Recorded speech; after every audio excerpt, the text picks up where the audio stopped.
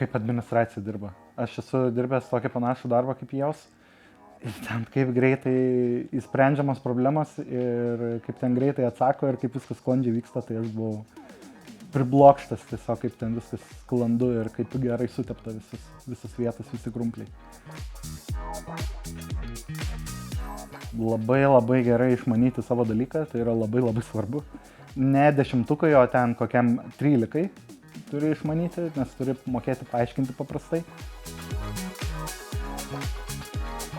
Mokiniai, administracija ir tai, kad nuotoliu galima dirbti.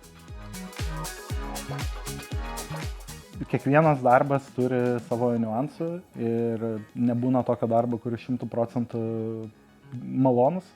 Kiekvienas darbas turi malonių dalykų ir nemalonių dalykų. Bet manyčiau, kad mokytojo darbas toksai yra labai, rewarding.